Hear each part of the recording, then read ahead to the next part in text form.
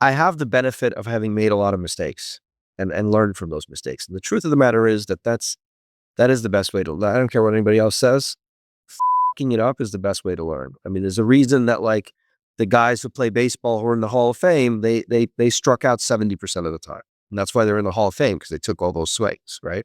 But we sort of learned, we quickly realized that saving money or trying to save money on the construction, we were in the wrong mindset.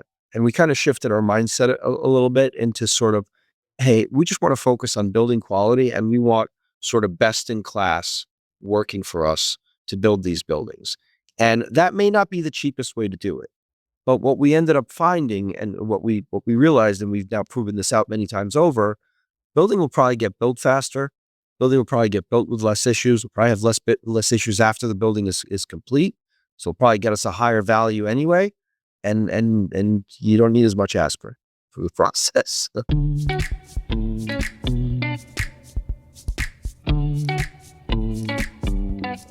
Okay, so New York is probably the most difficult real estate market to be a real estate investor. And I'm always fascinated by people that start out in New York, because it feels like you kind of just walked into Madison Square Garden to play basketball with Michael Jordan. Yeah, it's I would say it's more like you walked into a Subway for a knife fight holding a paperclip. It's probably a better analogy. But yeah, look, if you can make it here, you can make it anywhere. But yeah, New York is definitely, and I've done business in other states now. And I can tell you, and that's not just because I'm a native New Yorker. New Yorkers are a different breed. I mean, I used to think to myself, like when I'm down in, other parts of the country and I'm waiting for my Starbucks order and it takes an extra like 3-4 minutes, and I start like, what the hell is wrong with these people? I'm not crazy. It's just I'm from New York. So I think You have that's, a different speed.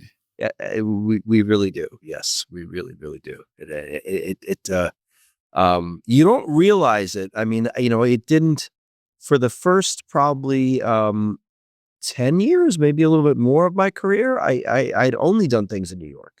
Although you know what, actually that's not true. That there was, I did have a previous life where I didn't do real estate, and I did interact with people from other states. But still, it's just not the same when you really do business in other places. You really, really understand the difference. And yeah, again, not to knock any other place. I'm doing a lot of business in Miami these days, so love Miami, love Florida. But it is a different animal. There's no question. No question.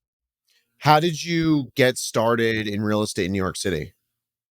So my story, I have a rather non-traditional sort of long story, right? My family came here as immigrants from the Soviet Union back in 78. I was 3 years old. So I don't really, or 2.5 or 3. I don't really remember. And my dad was a watchmaker, which is just a fancy way of saying he fixed watches for a living. My mom was a manicurist. So we didn't grow up with much money. It's funny. People often ask me like, what does it take to be a developer? And I say, you need one of 3 things. Your dad has to give you $100 million. You need to be really good at finance or really good at construction. I didn't have number 1, just FYI. Right. So, I didn't really grow up with much money, and there were a lot of things that happened over the years, which some of them we could get into, but sort of just to kind of lay the track out. I initially dropped out of college my first year for financial reasons, and I went into sales. It's a little bit of a long story, but this is like the mid 90s, I would say, right? I worked for Chase Manhattan Bank, which is now JP Morgan Chase, right? I was that guy that cold called you, like you're having dinner with your wife or whatever. And I'm like, hey, Jake, I see you got 20 grand in your checking account. You should open up a CD. Like I was doing that. Right. And I was very good at that. Ended up working at a small stock brokerage firm, ended up getting recruited by Morgan Stanley without a college degree. My first year at Morgan Stanley, my first 6 months, I was top 5 in the country. I finished my first year top 10 in the country. And then and this is right around, the end of, this is around 2000, right after the dot-com bubble burst. my wife was my girlfriend at the time, was going to law school. And she said to me, we were getting serious. She said, no, I can never marry you unless you go back to college. And I said, why? And she said, because, I know you're going to be successful. And I want our kids to say, you see, dad didn't have to go to college. Like, why the hell should we go to? And the truth is, I hated what I was doing. I was a financial advisor at Morgan Stanley. And it just wasn't, I didn't like the fact that I didn't have control. I was managing other people's money, but I didn't have control directly over the assets, right? So some analyst downstairs tells me to go buy Microsoft. I lose a bunch of money for some people, more money than I ever thought I'd have in my life. And what did I really do? I didn't do anything. And I actually had a number of clients that were in the just by chance, that were in the real estate business. And it was really through that, through being a financial advisor, that was my first sort of exposure to the real estate business and real estate investment, almost, from sort of the other angle, right? And understanding it that way. So I quit Morgan Stanley, went back to school, went to NYU Stern, finished Stern in 2 years, got a job as a commercial mortgage broker with a guy named Jerry Swartz, who ended up becoming my mentor in the business. Did about $2 billion of sort of debt and equity placements with him over the span of like 4 years. And then I met a guy named Jonathan Simon, who would become my partner. This is 2005, right? This is 20 years ago. Yeah, 20 years ago. I started a company called Simon Barron Development. At that time, by being a broker, I developed a couple of things. First of all, I built a lot of capital markets relationships. So I got to know like lenders, investors, private equity firms, right? Because I was doing that for other clients. So I was able to leverage that experience and those contacts. But the thing that I was missing, to be a developer, you need a balance sheet. I didn't have a balance sheet. I had no family money. Making a couple of bucks as a broker, but not, the kind of balance sheet that you need really to borrow the kinds of money that you need to borrow to build these buildings. So I, just by chance, I met a guy through the brokerage business. We kind of hit it off. We became partners in 2005. We did about $1.8 billion of deals together, mostly GPLP, using private equity money. Spent about 15 years together. And then, about 5 years ago, he retired. We rebranded as Barron Property Group, and we're just continuing to do the same things that we have done. We shifted the business model about 7 years ago. As the firm started to get bigger, we started to not completely move away from private equity, but when we first started, my partner and I, he did have a balance sheet because he had some family money, but we still didn't really have like a lot of capital. So we were partnering with private equity firms, and we were sort of the small minority partner, right? Hopefully, hopefully earning lots of fees and lots of promotes. And then as the firm sort of got bigger, we started to own more and more of our own deals and invest more of our own capital because we had some capital to invest. And then really about 7 years ago, we started to kind of shift where we want to be the majority now in our deals. So we're still taking private equity money. We still have private equity partners in our deals. But, when you fast forward today, pretty much all the deals that we're doing, with the exception of 2 of them, we're the majority of the cap. We're the majority. We're 65 to 75% of the ownership in the deals. So let's take it back to your brokerage days, because you got an unbelievable perspective. You saw it from the outside, other people's money. You didn't have to take risk. You're sourcing debt and equity. A lot of people start that way. What did you see that you liked, and what did you see that you didn't like? And how did that kind of inform where you decided to start? I'll say this. I think the brokerage avenue, if you want to be a developer or a real estate investor, let's just say, right? I think one of the best avenues to get into that business is brokerage, whether that be capital markets brokerage, like commercial mortgage brokerage, debt, equity placement, that stuff, or investment sales. And the reason I say that is because you just get to see so much deal flow. You get to see so many deals. And the truth of the matter is that most, when you really boil it down to real estate investing, it's really an understanding of the financials and the capital markets that's going to make or break the deal. Everything else you can kind of hire, all the other expertise you can hire. You can hire the property management and the contractors and that kind of stuff. But understanding how a deal gets capitalized and how that money gets raised and being able to go and raise that money, I mean, that's kind of the that's the entry point, right? If you can't do that, you can be the best contractor in the world. You're not doing anything, right? So I think, and when you get to a place like take our firm, or even take any large developer, you're not doing more than a couple of deals a year at best, right? Especially if you're doing large scale development. Whereas when I was a broker, I mean, we could be looking at 10 deals a month, maybe more sometimes, depending on what's going on, right? So, and the great thing about that is now you're seeing what's working, what's not working, what the market wants to see, right? What lenders are going to tell you, yeah, this kind of sucks, and here's why, or this doesn't work for us because our investors will never go, or this does, bring me more of this. This is the kind of stuff we want to see. The downside, you know, is that you're not sticking with these deals for the life cycle of the deal, right? You're kind of in at the entry point. So you're the broker. You're right. You're not taking any risk. I mean, you are taking. I kind of disagree with that statement a little bit. You are taking some risk because there's opportunity. As a broker, you're deciding what deals you're going to spend your time on, and theoretically, if it's not a good deal or the sponsor doesn't have the ability to pull it off, you could be spending a lot of time to, you know, make nothing, right? And it could be taking you away from other things. So there's some, not the same thing as betting your own money and signing guarantees, but certainly there is. It's not completely riskless, but you're not seeing these deals through to the end. You're kind of just coming in and, at the beginning, getting the deals capitalized. In many cases, sometimes when the deals finish or mature, you'll kind of come back in to refinance and you'll kind of see the end point. But sort of like you're in at the beginning and maybe you're in again at the end. You miss this whole thing in here, right? The entire And do you think that's where the magic happens, or does most of the magic happen on the buy with the location, with the initial business plan? I think it depends on the deal, and it's a combination of things. I'll tell you a story that I once told one of my investors. We had a deal many years ago where everything went right, literally. I mean, we bought the deal. We were, no bullshit, almost 2 years ahead of schedule. The budget was like 20% below budget. The rental, it was a rental, but the rental rates went up 20% higher than we. Everything went right. We sold the deal. It was like a 60 IRR deal, right? We were having dinner afterwards. The investor and the guy says to us, he says, that this is why you make your promote. And I thought about it afterwards, and I was like, I actually don't think that's right. I think I got lucky. I think I really, in those situations, I think I get paid. The truth is, when you're a developer, between the time that you close that deal and the time that you get to the end, so many things go wrong. So many things. And you expect them to.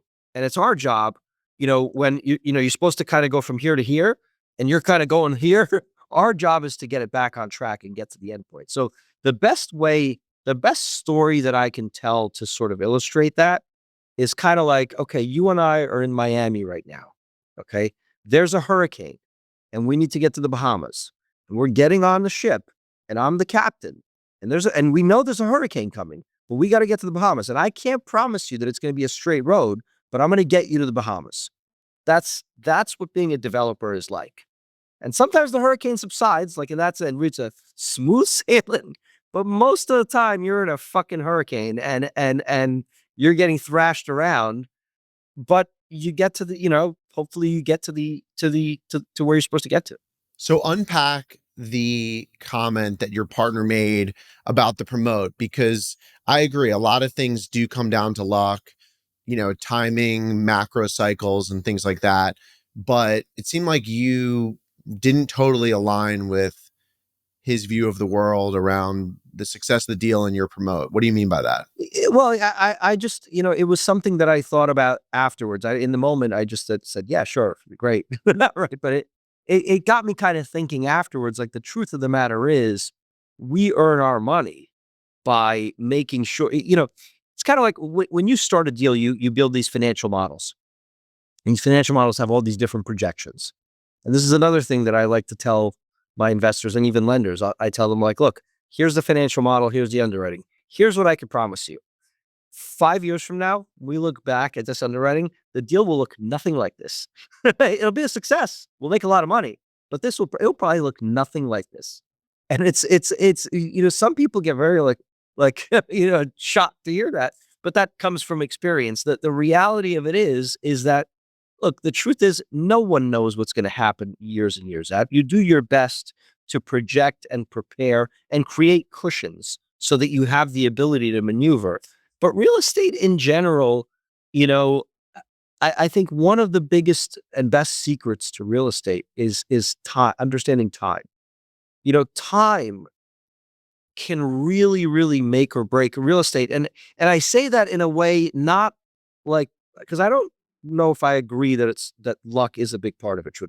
Sometimes people do get lucky. That is a fact. But I don't think you need luck to be successful in this business. I think you can make your own luck. And I think the real trick of it is, like, if we look back to the summer of 2020, right? COVID summer. Okay. You give me anyone's asset in the summer of 2020, it's worth zero.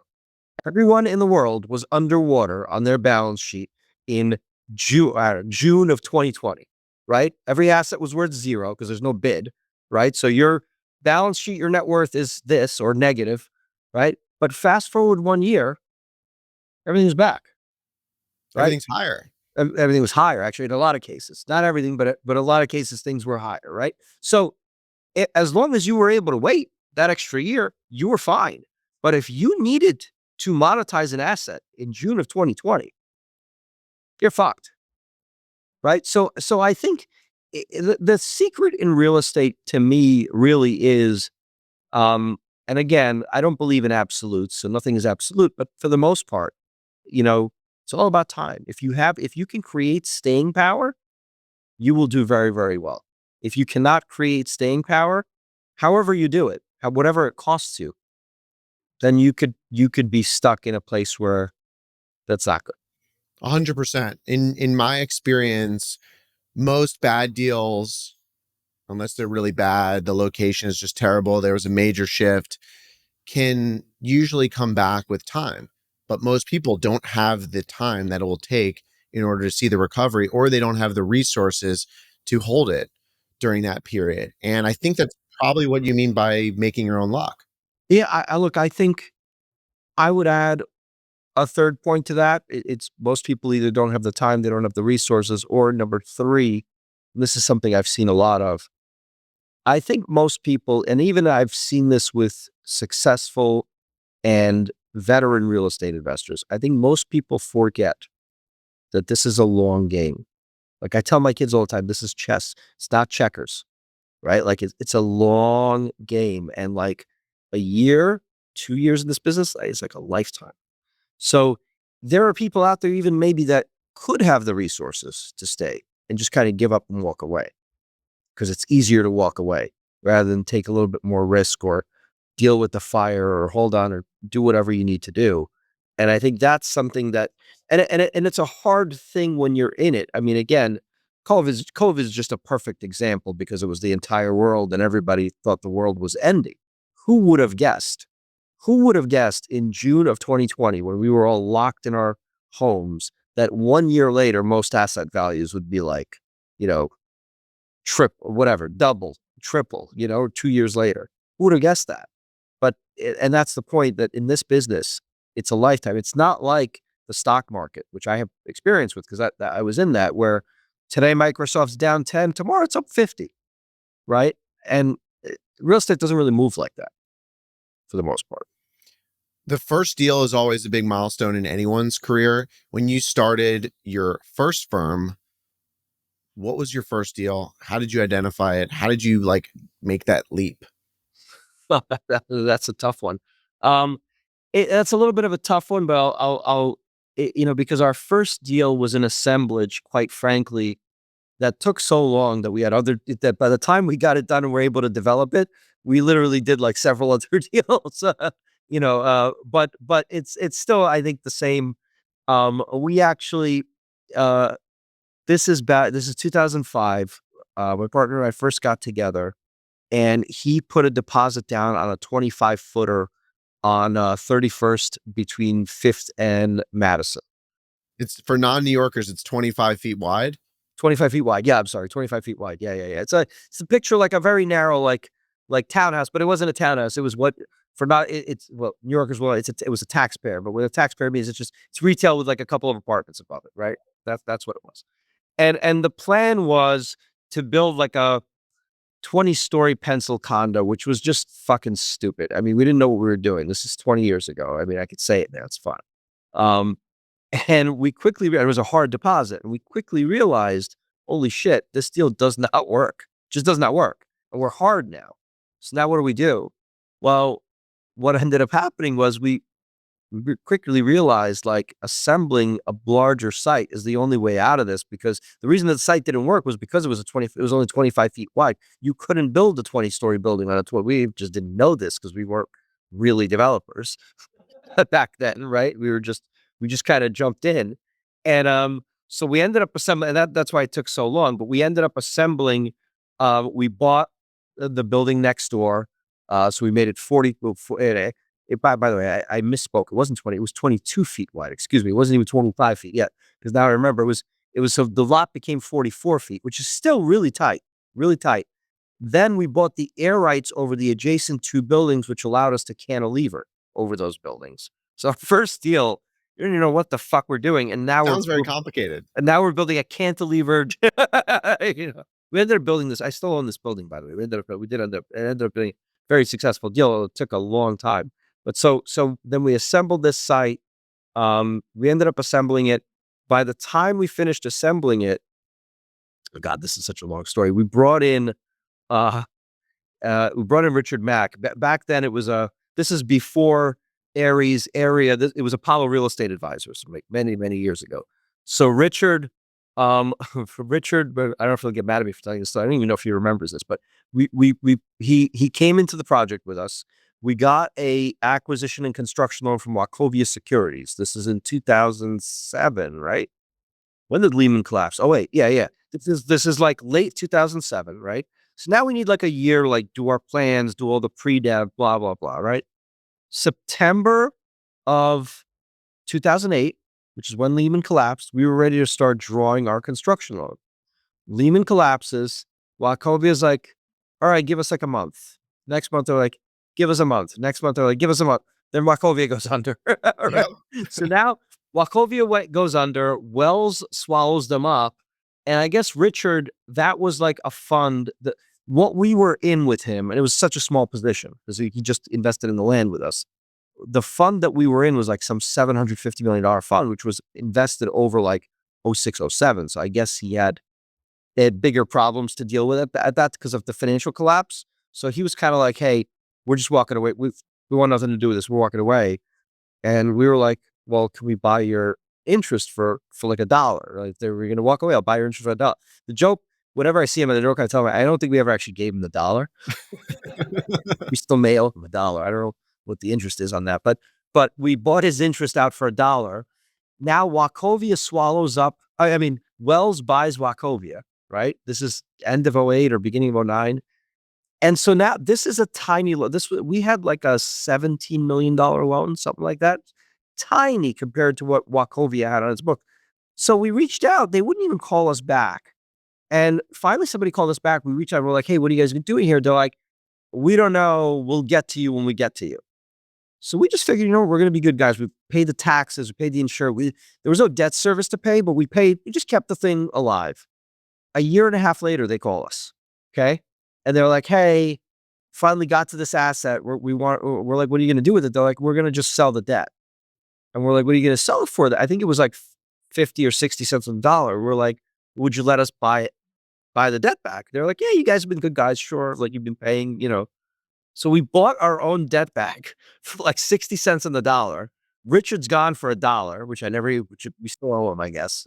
And so we reset our basis completely on this deal. A long story short, we brought in some new partners and we ended up building a 30-story, 250-room hotel called the Arlo Nomad. Yeah, that's the deal. That's the story of the Arlo Nomad. That's the deal that we still own today. Why did you pivot to hotel from condo? So, it's so long ago. I don't know that I remember exactly the reason. I think it was just, I don't remember exactly. I feel like there was a moment in time during this period where hotels, there was like a lack of supply because there was a lot of condo conversions or something like that. And the hotel room rates were very much like, there was like a dearth of supply of that. And the zoning for the site that we had was like, it was a C zone. So we could kind of do whatever we want. We could do, resi, office, hotel, whatever we want. And it was just in vogue, and sort of like how we started the conversation, the capital markets, especially after we bought our debt back, that was a very, like, people wanted hotels and people wanted that there. And so there were a lot of people interested in doing a hotel there with us, and we needed a capital partner. We were not in a position at that time yet to figure it out on our own. Right? So at that time, but you were figuring out the construction on your own. How did you kind of ramp up the expertise on the construction and development side once you bought the site back for pennies on the dollar? I mean, by the time that happened and we started this project, we actually did do a couple of other deals. So this project had such a long life cycle. By the time we bought our debt back and started construction, I mean, yeah, it was almost 10 years when we first started assembling the site. When the Arlo Nomad started construction, I think in 2015. It's 14 or 15. I don't remember now. We finished it in 17. I don't remember if it was 14 or 15, whatever. But so it was almost 10 years from when we first put that 22-foot building, under contract. So we did do a couple of other deals. They were smaller, quite frankly. But again, like in anything, we sort of jumped in, and I'm not gonna lie to you, we definitely made some mistakes, and we definitely learned some things, especially on the Arlo. We were, that was our first real high rise together. Um, and one of the things that we learned that I think we do very, very differently today, because today we're focused exclusively on multifamily ground up development. That's all we do. We don't do anything else. We don't do hotels. We don't do all of it. And we used to buy a lot of existing buildings and do like very serious like renovations. Like I've done occupied rehabs. I've done all that stuff. We don't do any of that anymore. It's just ground up new construction multifamily, and mostly rental, not really condo. But back then, again, we didn't really have the experience, and we kind of got swept up in the whole, let's find a cheaper contractor that promised us they could do it for 30% less. And then about 8 or 9 months into the foundations, when we were about 7 months behind schedule already, we realized, oh shit, that this is not really going to work. And so, like a lot of things, I'm kind of fortunate in that now I've been doing this as a developer for 20 years, and I've been in the business for almost 25 years. I have the benefit of having made a lot of mistakes and learned from those mistakes. And the truth of the matter is that is the best way to learn. I don't care what anybody else says. Fucking it up is the best way to learn. I mean, there's a reason that like the guys who play baseball who are in the Hall of Fame, they struck out 70% of the time, right? Like, and that's why they're in the Hall of Fame, because they took all those swings, right? But we sort of learned, we quickly realized that saving money or trying to save money on the construction, we were in the wrong mindset. And we kind of shifted our mindset a little bit into sort of, hey, we just want to focus on building quality, and we want sort of best in class working for us to build these buildings. And that may not be the cheapest way to do it. But what we ended up finding, and what we realized, and we've now proven this out many times over, building will probably get built faster. Building will probably get built with less issues. We'll probably have less issues after the building is complete. So it'll probably get us a higher value anyway. And you don't need as much aspirin for the process. How has starting a company through the great financial crisis shaped your view of investments and what asset class you wanted to focus on? I was always attracted to multifamily. I really liked the multifamily business, and especially after having built a hotel. And when we built the hotel, we were fortunate to partner. We partnered with a company called Quadrant Global. They were a different name before. They're buddies of our, we were partners with them for many years on a lot of deals. We've since bought them out of, I think we bought them out of everything except this hotel's, I think, the last asset we owned together. And one of the reasons that they're such a great partnership there is they actually built out an entire hotel management business. So we're sort of like the limited partner there now, even though we're the minority. They run it because they're the hotel experts. They know, and we, quite frankly, I don't know how to run a hotel. I wouldn't know the first thing to do with it. But the one thing that I've learned in sort of watching that, which I don't like about the hotel business, honestly. And I knew this from my financing days, but the problem with the hotel business is you're signing nightly leases, right? And so, with a nightly lease, something happens, COVID, God forbid, a terrorist attack, whatever the hell it is, right? Your cash flow can vanish just like that. The problem is your insurance, your real estate taxes, your payroll, that's still the same, right? So it's hard to, excuse me, it's hard to wind that down immediately. With an office building, you sign long-term leases. But the problem there is they're businesses, they're not individuals. So if a business goes under, yeah, you have a long-term lease, but the business went bankrupt. Now what do you do? When you look at apartments, that's somebody's, like, rental apartments, that's somebody's home. Something happens, COVID, the end of the world, the Great Depression, whatever the hell it is. That person's going to stop going on vacation. They're going to stop paying for their car. They're going to stop paying for their credit cards. They're going to stop buying Starbucks. The last thing they're likely going to stop paying for is their rent. So that's why I think on the scale, from my perspective, and I think a lot of people in the real estate business view it this way as well. I look at multifamily on one side of the scale as like sort of, security of cash flows, and I want to be careful about saying less risk. There's a lot of risk, but on the risk spectrum, it's probably on the lower side of the risk spectrum versus the hotel business, which I would say is probably at the other end of that. You got it. And I like that's why I like that business, frankly. And I remember in 2008 when the market collapsed, we did have a few small buildings in Harlem that we owned and managed, and in 2008, when the market collapsed, that was a liquidity crisis. There was no money, right? There was a bank here. The banks were all going to fail. There was no money. Well, in 2009, we were still able to refinance those multifamily cash flowing buildings. I was still refinancing buildings in 2009 when nobody could get any money for anything.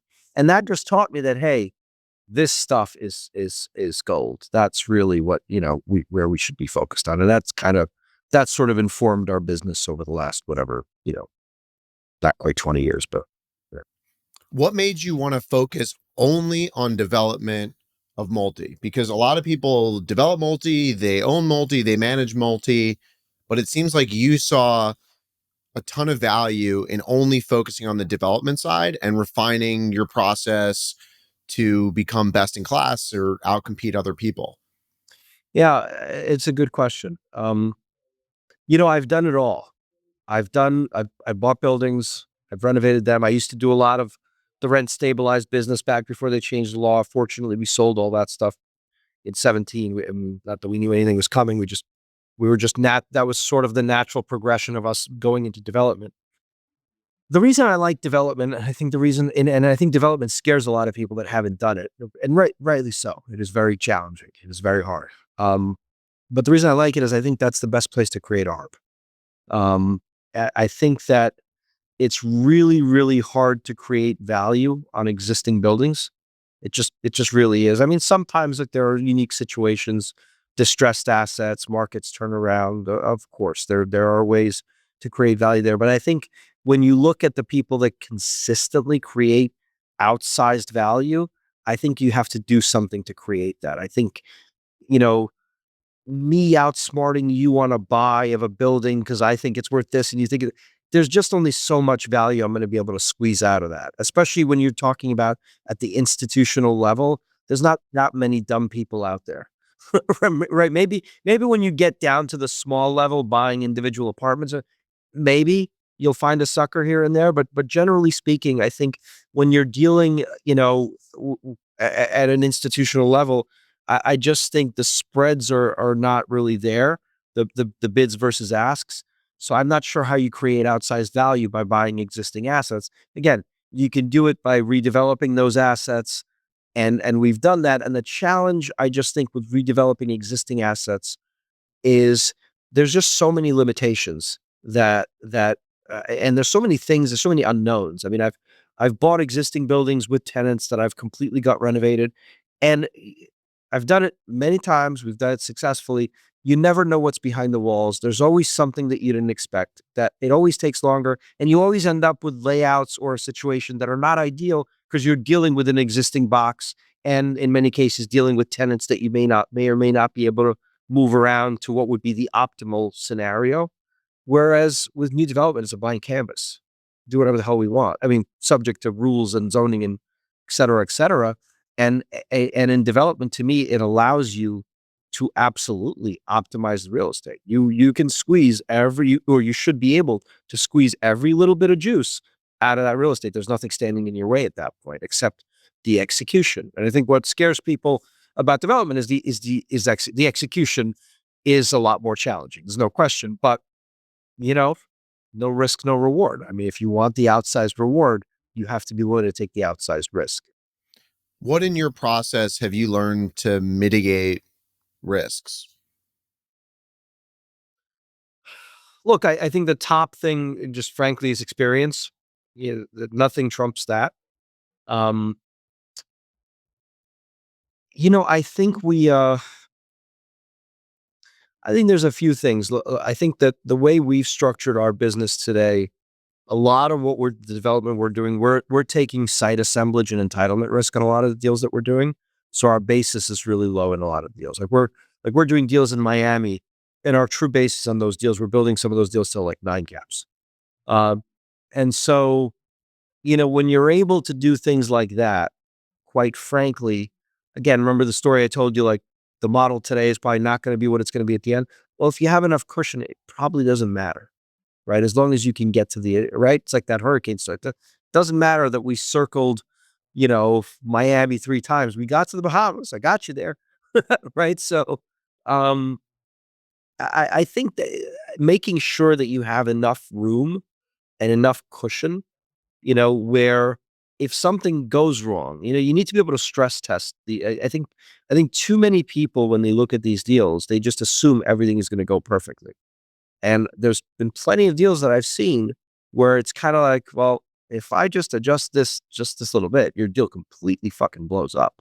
Right. And I think when you see something like that, that's where you need to kind of run for the hills. I think you need, especially in the development business where there's so many variables and so many things that can go wrong or cost more or take longer, or et cetera. I think being able to have that cushion that you could tap into, whether it be to recap or to refinance or to buy yourself more time or whatever, that I think is probably the best thing that someone can do. What are the key nuances you've learned about location that have stuck with you? So, we've done a bunch, and we were, I think, a relatively early investor in Long Island City.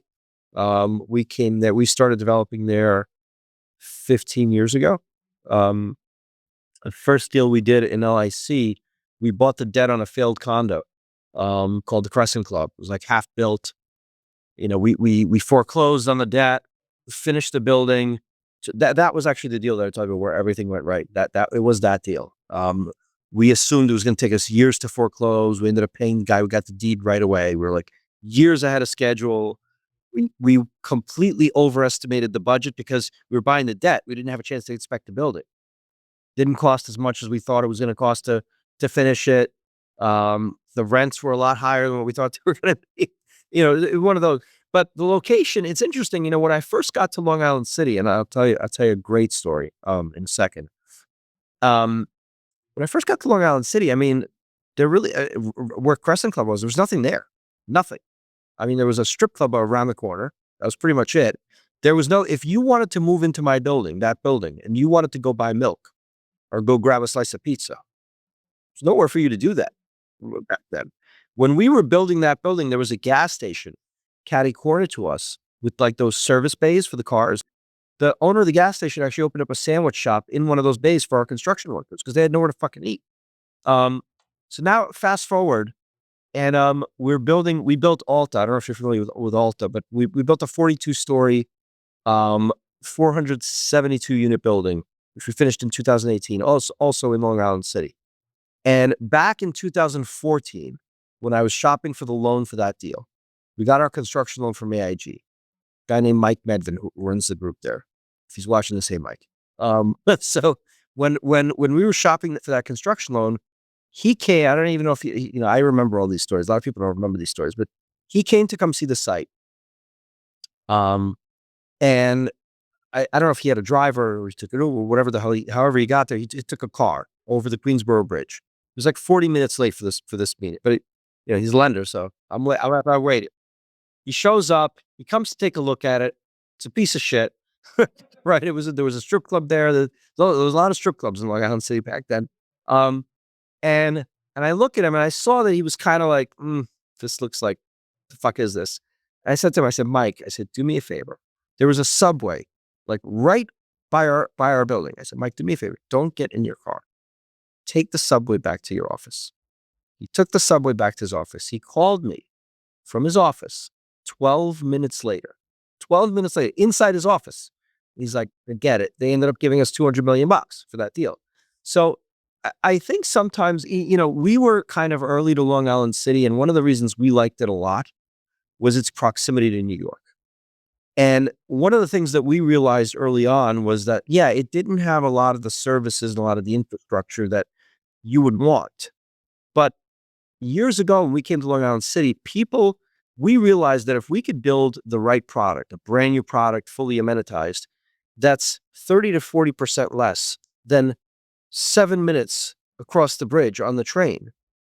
People are going to want that because they're 7 minutes away, and they can afford, and they can be in a brand new shiny building.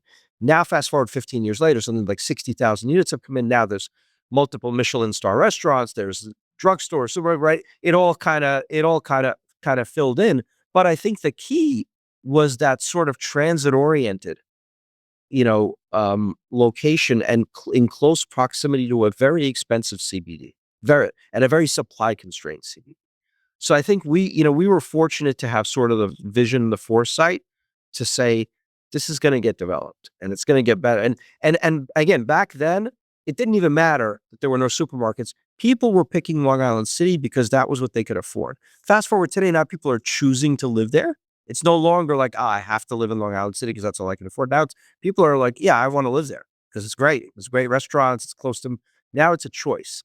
And I think some of the other sites, some of the other projects that we're doing, like down in Miami, building a lot in a place called Hialeah. And we kind of saw, when I came down there 5 years ago, I kind of saw the same. To me, it was like a mini, not mini, it's a very low. Hialeah is, I think, the 5th largest city in Florida or whatever it is. But to me, it was exactly what we saw in Long Island City 15 years ago. Transit oriented, tremendous access to both mass transit, which you don't really get a lot in Florida, but also like some major highways, very close to major employment centers, 15 minutes from downtown. And you have product all around you that is really, really expensive, and an ability for us to deliver product in that area, like we did in Long Island City, that's probably going to be 30 to 50% less than what it is 10 or 15 minutes away. Well, that's another common theme I'm starting to hear from you, and that it's arbitrage. It's arbitrage in maybe what you're buying it for. It's arbitrage on what you could charge versus Manhattan and how that might create demand that wasn't already there. Mm-hmm. How else, in terms of like the design and the construction side, are you thinking about creating advantages or little differences? Like, are you guys systematizing, how you do your kitchens or your layout so it's very programmed? Or is every building completely different? Yeah, I think within the existing buildings, generally speaking, because we're building large scale buildings, they tend to, we have lines of units that all tend to match, sometimes it does vary building to building. I think one thing to understand about us is, and we've built luxury product before. We've done some condominiums. I think the meat of our business, quite frankly, is we like to build what I call middle class. I want to, I'm sort of wary of the term workforce housing, because I think that connotation comes with like affordable housing, where it's like subsidized housing. Not that I'm against that. We've done that too in our history. But to me, what I like to think of it as, we're building for sort of the meat of the market, the middle class of the market, and whatever that may, and that may mean different things in different places. In New York City, middle class has a very different meaning than what it means in Hialeah, right? And and so as a rental guy, there's a rule of thumb that you look at for what a person has to make in order to afford to live in your building. Generally, the rule of thumb is 40 times the monthly rent. So meaning, like, if the monthly rent is $2,000 a month, you got to make 80 grand a year to be able to afford that apartment. That's sort of a general rule of thumb people stick with, in terms of applicants for apartments. So if we use that rule of thumb, well, then, yeah, in Hialeah, my lowest income tenant's probably going to make about 80 grand a year, while in Long Island City, it's probably double that. I mean, it's a little nutty, right? But that is the sort of quote unquote middle class. That's why I don't love the term workforce housing, because I don't think anybody can equate somebody making 150 grand a year with workforce housing. Um, but it's I think for us, that's a product that we're very focused on. It's not to say we don't do luxury. I think in some of the buildings that we're doing, there are going to be some things that we'll do that are luxury, but the meat of what we do is really targeting that sort of middle class, where we think there's a lot of constraints on supply, where people need, again, let's stay away from the word affordable, but they need access to quality, relatively high end housing, right? And so from that perspective, I think the things that we try to focus on, we try to look at the amenities.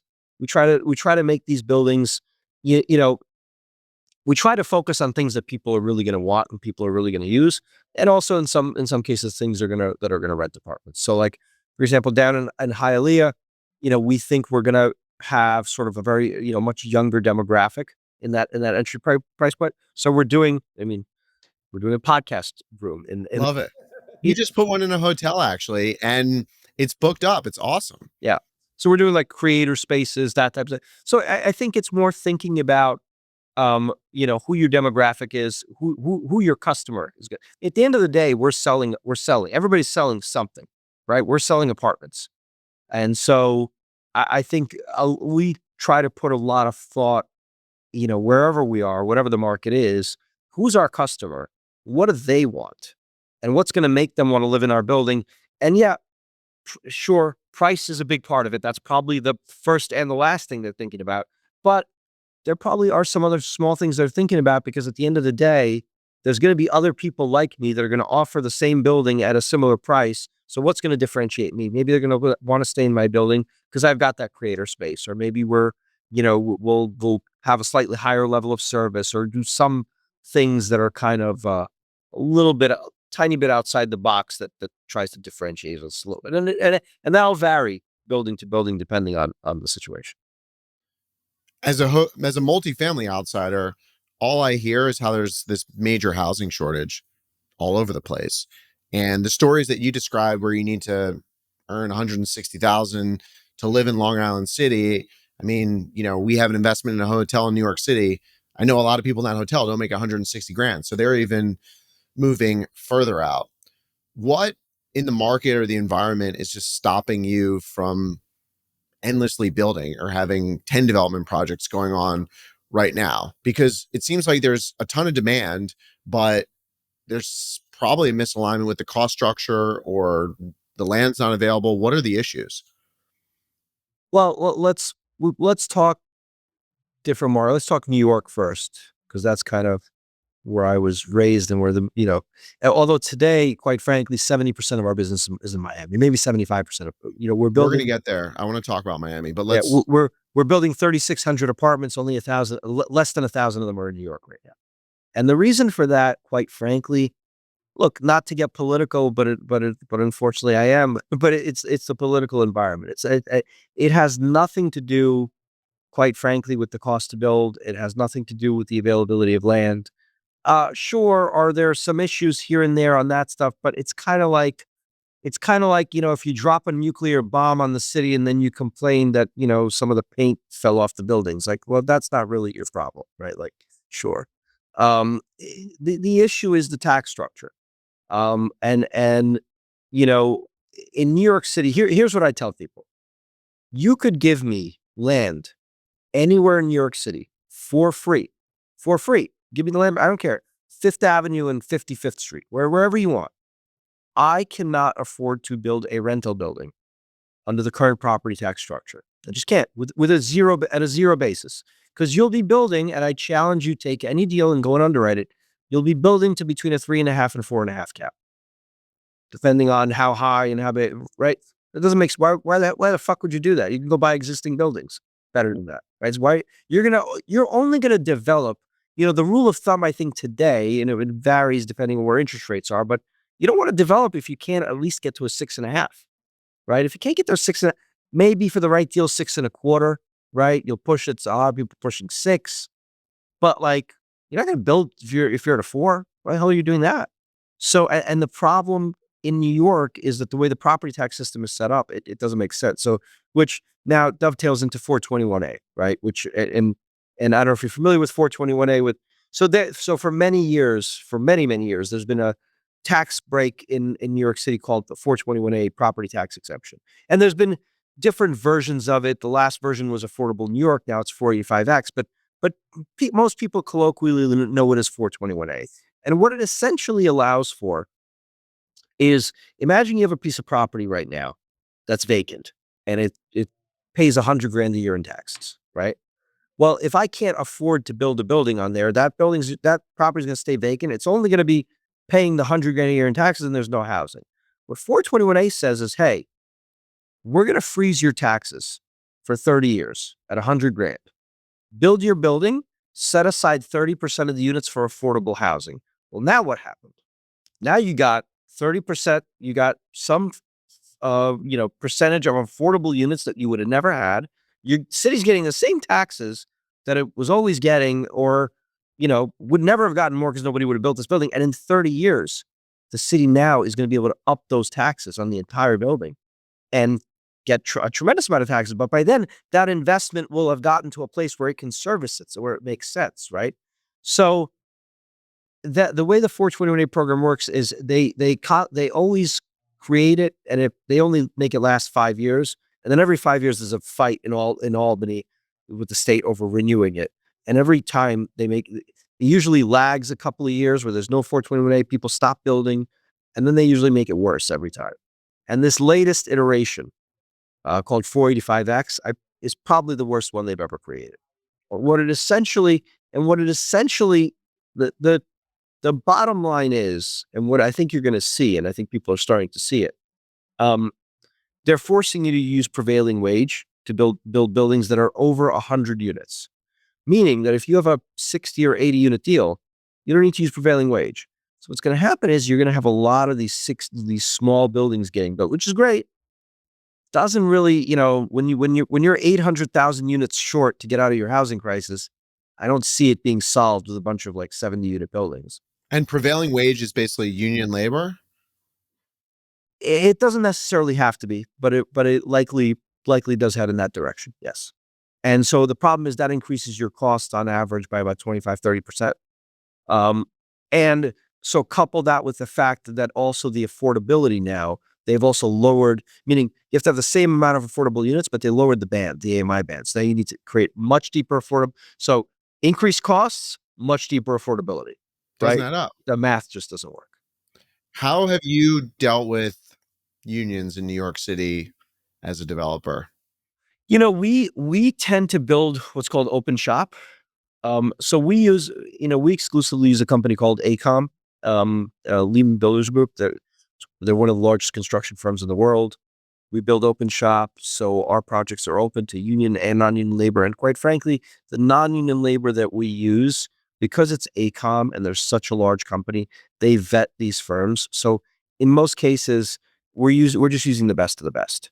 And we'll have union subs on our projects. So it's not really kind of goes back to what I said at the beginning, where we're not really, if we can't afford to build it the way it needs to be built, then we really couldn't afford, then the project really never worked.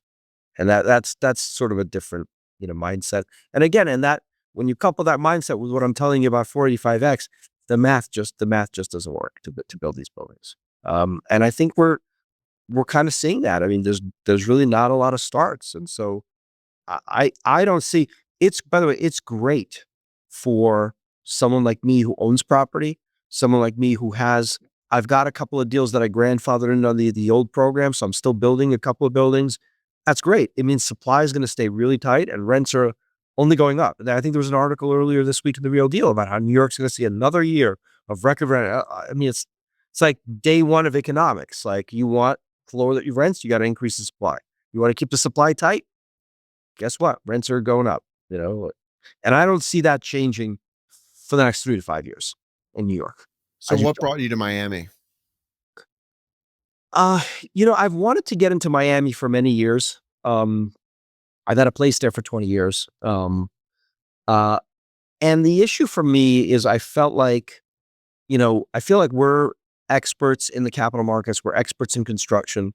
Um, you know, we, but once you take us out of our local environment, the reason that I didn't go into Miami for so long was I didn't want to be the schmuck from New York where every local guy in Miami is like, oh, you shouldn't buy that site. And the schmuck from New York comes in and buys that site, right? Because we didn't know. Um, I needed some time to find a local partner there, that we could find that we could partner with, that could help us find some sites, um, that weren't just making a mistake, quite frankly. We found that partner about 5 years ago, did a couple of deals together, um, and then we actually bought them out of several of them last summer, and then we're buying them out of the last one, hopefully in the next several weeks, um, because now it's been 5 years, and then we're no longer the schmucky New Yorker. Now we're the local guy. We're relatively the local guys now. How do you identify a partner? It seems like, I mean, we've had a lot of partners. It's hard. How do you find a good one? Really, really freaking hard. It's really hard. I mean, it's really hard, and I tell people this all the time. It's so easy to get into a partnership. It's so easy to sign those JV docs. Uh, um, what you really don't realize is how hard it is to unwind these partnerships, especially in development deals, and it's so difficult. As guarantee considerations, loans, investors. I mean, you really have to be careful. I don't know that I have a good answer for this. If you want to know the truth, I feel like in some ways, I've had some not great partners. I've been a little bit lucky in how it's worked out. I've been fortunate. I've had some fantastic partners. And I still do have a lot of fantastic partners. I think at the end of the day, the one thing I've learned is you really can't control how other people are going to behave. I think you need to do the best you can yourself, and try to, in this business, at the end of the day, reputation is everything. Um, you're going to have some hits, you're going to have some wins, you're going to have some losses. If you're doing this long enough, like, we gave back a deal years ago, like things will happen. And I think it's how you behave. We gave back a deal in 2017 or 18, I don't remember. And that lender gave me a recommendation for my next loan because of the way we handled ourselves, because it wasn't it's a market driven issue. And so I think that's the best you can do. Um, but I don't know that I have a good answer on how to find the right partner. I mean, it's, in some ways you want somebody, it's almost like, actually, it's pretty much the same as getting married. You don't want somebody exactly like you, because if you're both too intense, you fucking kill each other, right? But you don't want somebody, if you're laid back, you don't want somebody laid back either, because then you need somebody's got to be aggressive. So ideally, you want to find somebody that maybe is strong where you're weak, and maybe weak where you're strong, so you can both feel like you're adding a lot of value. And I think the best partnerships are the ones where it's not too one-sided. Um, Meaning, like, if you can be as close to equal as possible, that those I've seen be the best types of partnerships, because especially the partnerships where you're not truly equal. Um, Taking private equity away, I mean true partnerships where you're like in the trenches together. It can build, you want to try to stay away from things that can build resentment over time, because the problem is that these deals, they have a long life cycle. Things change. Whatever world you're in today, or whatever your thoughts are today, that may not be the case 5 years from now. And you're making a deal today that you're gonna have to live with 5 years from now, or maybe 10 years from now, right? So it's important to kind of think about it that way, and make sure that you don't create situations that will later create resentment. What surprised you most about getting into South Florida development? Hmm. I have a really good story for that one. Um, so, so we did our first deal. our local partner wanted to have a groundbreaking. And it's not really a thing here in New York, I feel like. I mean, some people do it. When the Quadrum guys first, came to New York, we did one with them because they had the foreign guys come and, they wanted a picture with the shovels. But most people don't really do that here in New York. So I didn't think it was a big deal. Like he was my local partner was like, we got to do it's a big project. It was the biggest project he ever did you know, it was a 559 unit deal. The biggest project he ever did before that was 30 units, right? Or something like that. So we Wow, wanted to that's have a big spread. yeah, You yeah. must have trusted this guy. Well, we were doing all the work. So it's He found the site. yeah, yeah, yeah, yeah. Okay, so he's gonna set up the groundbreaking. No big deal. I fly down, I pull up to this groundbreaking. The mayor's there, the deputy mayor, the chief of police, the chief of fire, Telemundo is there. Okay, like every council person is there. And I'm like, what the fuck? Like, I'm not like used to the mayor's coming up. Thank you so much. The chief of police, here's my card. You have a problem, call me. Like, and they're like, thank you for the jobs and the tax revenue and the this. And I said to I think I said this to the mayor actually. I said to him, I said, like, I'm not used to this. Like in New York, I want to fucking hide. I don't want my name on these things. So people are like looking for ways to fuck you, forget to help you, or forget just even leave you alone. Like they overtly want to hurt you. And so I think that was the biggest difference. Was there is I think now it's not that you could do whatever you want in Miami. There's zoning there, and you have to go get approvals and all that kind of stuff too. But I think there is a different mindset around supply and demand there, where I think generally speaking, politically, um, they're largely pro development, and even the ones that are I don't want to say anti development, but are more careful about development. They don't look at us as the enemy. I think in New York, developers are just looked at as the enemy. We are the reason rents are so high. Forget the fact that there's just not enough apartments for people, right? And we're the only ones that can build them, but we're the reason rents are so high. I think that in Miami, that's not a thing. That's not a thing. I think people there, or at least the political class there, respects the fact that we're part of the solution. If there's an affordability crisis, we're part of the solution. We're not the problem, and that we still need to work together. We still need to make sure that development is measured and careful, and don't do crazy things. But it is a very different mentality from what I've seen. How did you set up your team in your process, having to split your time between New York and Florida? Because when you're doing it in New York, you could just walk to the site and check things out or go to the OAC meeting. How did that change in Florida, and what did you do? Well, we built a team down there first off. So we have a head of construction that's based down there. We have an office down there. My head of construction here, it probably spent. I mean, he's there right now, actually, as we speak. And I just came from there yesterday. Um, Between the two of us, we're probably in Miami, you know, 2 weeks out of every month. So I think, again, at first we were leveraging our local partner, quite frankly. So that was an additional help. They were our sort of on the ground eyes and ears, right?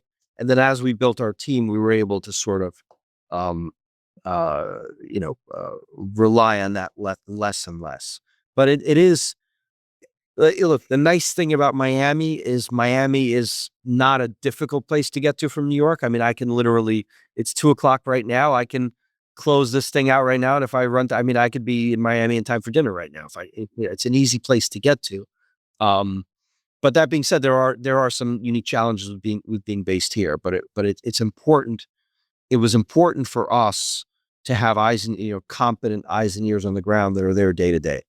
I think you need that. I don't think we would be doing everything we were doing down there if we hadn't opened up an office and really made the commitment to staff, like senior people there, not just, I'm not talking about like a couple of secretaries. I mean, like a real head of development and assistant, people that can actually, um, handle this.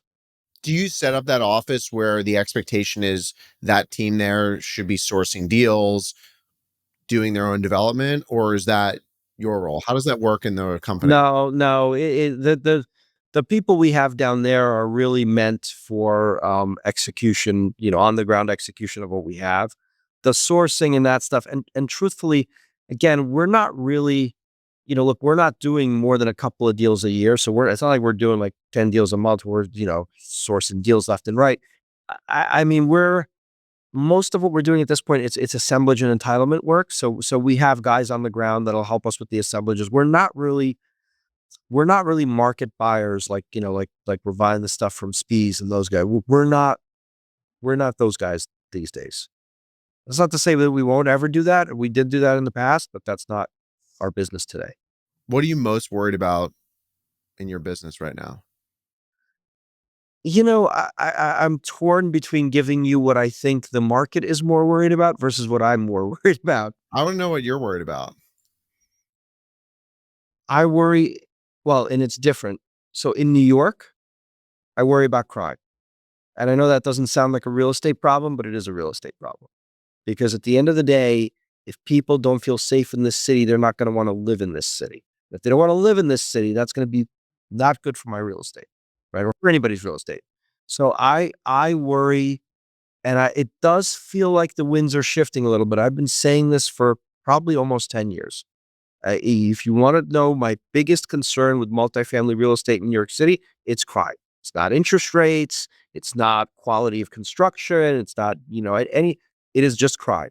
Because if people don't feel safe, they're not going to want to buy apartments. They're not going to want to spend. I mean, New York City's not fucking cheap. It's fucking expensive. You got to spend a lot of money to live here. So there's got to be a social contract in exchange for that. What are you getting in exchange for that?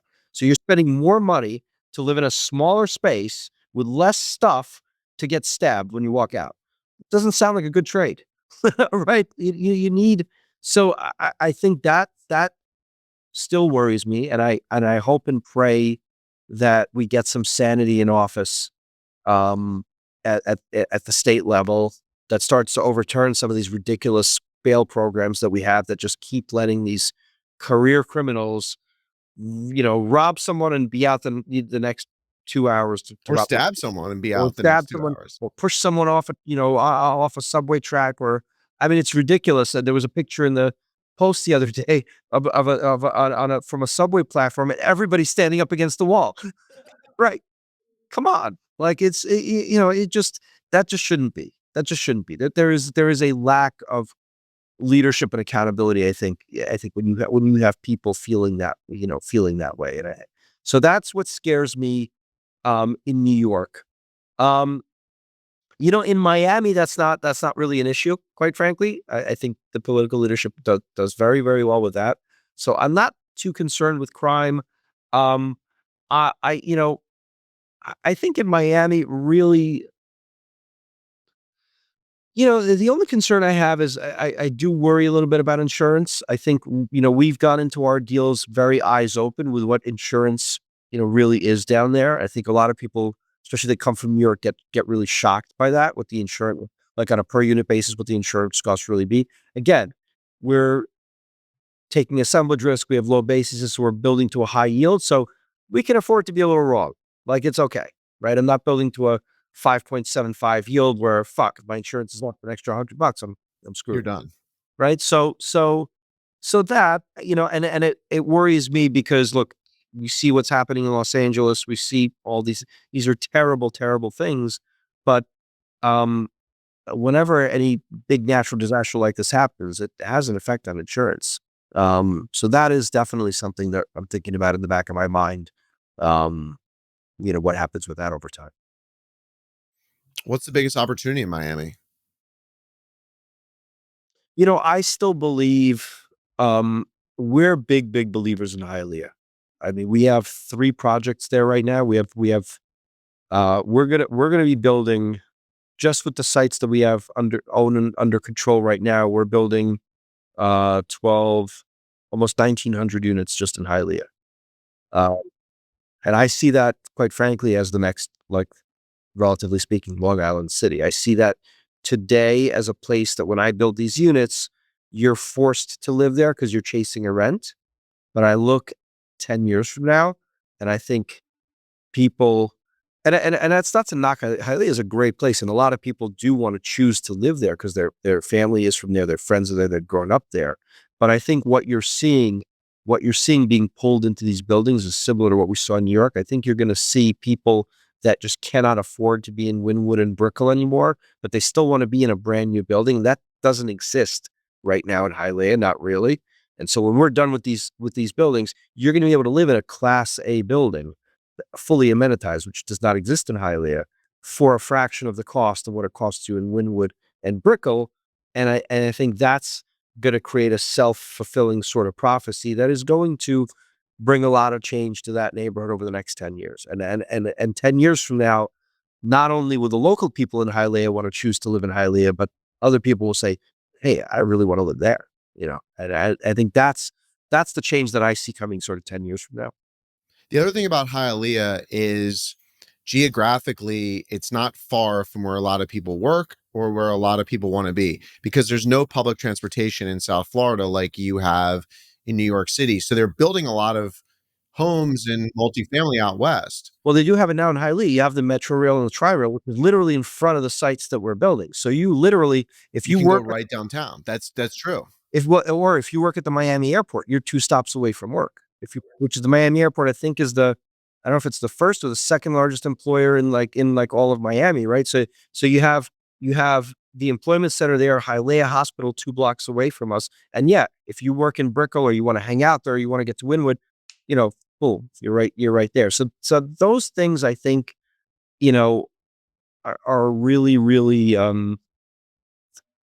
those are the types of things that I think we look for from a transit-oriented perspective that I think are going to really attract people to the area and help continue to sort of fill that area in. In 5 years, what would you like to be doing more of, and what would you like to be doing less of? In 5 years, it's not really that long a period of time, honestly, in my business. In 5 years, honestly, in 5 years, I kind of see myself doing the same.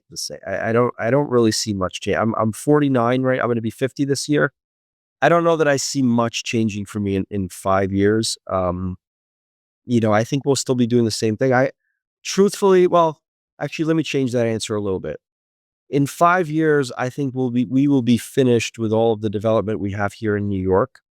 So I'd love to be able to be doing more development here in New York. Hopefully I'll be able to do that. Hopefully some things will change and we'll be able to kind of jump back into New York the way we have been for the last 20 years. So I'll change the answer a little bit from that perspective. The last place I want to go is your hold strategy, because a lot of developers don't have a hold strategy. A lot of their money comes from private equity. It's very transactional. They're probably selling it on CO or upon stabilization. You've pivoted from the early part of your career to now to wholly owning things and holding things. Talk a little bit about that. Yeah, and we don't really wholly. I mean, we're the majority of the equity in a lot of the deals that we're doing. Or actually, there's one deal where we're 50% of the equity, but it's with a family that wants to hold long term. That was our business in the beginning because just frankly, we didn't have much money. We were partnering with private equity. We were 3% of the equity, 5%, maybe 10%, right? And so even if you hit your promotes, you're not owning more than 20, 22% of these deals, right? So you really, we were able to recap a couple of deals, but for the most part, it's really hard to buy your partners out when you're 20% of the equity. That, best case, right? And the private equity guys, they have to turn because they want to raise fund 2, fund 6, whatever. They want to get that IRR and move on. So yeah, we were in that same business, that transactional sort of sell on CO, sell on stabilization, whatever. And as we've grown and we've, been able to make some more investments ourselves, the strategy really, we have shifted, I think, to that phase of our business where we're trying to build assets that we can hold on to long term. And the best way to describe it is, that private equity business, it's a great way as a developer to get rich. This is the way that you build, I think, wealth. That's the difference. And that's what we're trying to do now, I think, in this phase of our business is build these assets, hold on to them long term. Look, we're economic animals. Maybe we sell one or two. We'll see what happens. But for the most part, we because of our ownership stakes, we can control our destiny. I ask all the guests on the podcast the same closing question, and that is, what is your favorite hotel? You can't pick the Arlo Nomad. I wasn't going to, but Okay, good. Like to stay at? You meant to stay at? Yeah, to stay at that you've Oh, been to stay at? No, then I'm definitely not picking the Arlo Nomad. um, You don't like the small rooms? I don't like the small. No, no. It's a great hotel. If any of my partners were Jared, Anoop, I'm really sorry. I didn't mean that. Love the It is a hotel. great hotel. I agree. Look, I love the Eden Rock in St. Bart's. I just came from there a couple of weeks ago. That's a I'll be going there soon, actually. yeah. It doesn't get any better. That's one of my favorite places. I mean, it's gonna sound so cliche when I say all these hotels, but I actually, you know what I really I love the Nell in Aspen. I love the little Nell. That's a great one. Um, and then I also think, although the service, we haven't been in a number of years, and the service wasn't great last time we were there, but just in terms of how much they spent and how beautiful it is, I do love the Caribbean. The Four Seasons Anguilla, I think, is one of the, I'm not sure that you could afford. It was built like during the height of like the craziness, and I don't know that you could afford the amount of marble that is in that. I don't know that you could afford to build something like that in the Caribbean ever It'll again. never get built again. It was one and only. And, Barry Sternlicht bought it for pennies on the dollar and then made it a Four Seasons. Yeah, I remember that. So just for that reason alone, I think that's a really special property, and I don't know that not sure that you could replicate that. And then I'll throw last one out there, the Aman in Kyoto. Oh, why do you like that? It was so I was there. I went to Japan for the first time last March, April with my wife. Just so relaxing, so very zen, very kind of like peaceful, really, really incredible place. Really incredible. Awesome recommendation. I love that. Thanks for coming on the podcast. This was a lot of fun. My pleasure. Thanks so much for having me. Hey everyone, it's Jake here. Thanks again for joining me on this conversation. Be sure to subscribe on Apple Podcasts, Spotify, or YouTube. Lastly, don't forget to follow me on Twitter @JWurzak. I'll see you in the next episode. Jake Wurzak is the founder and CEO of Dove Hill Capital Management. All opinions expressed by Jake and his guests are solely their own and do not reflect the opinions of Dove Hill Capital Management. This podcast is for informational purposes only and does not reflect or represent real estate, financial, or investment advice.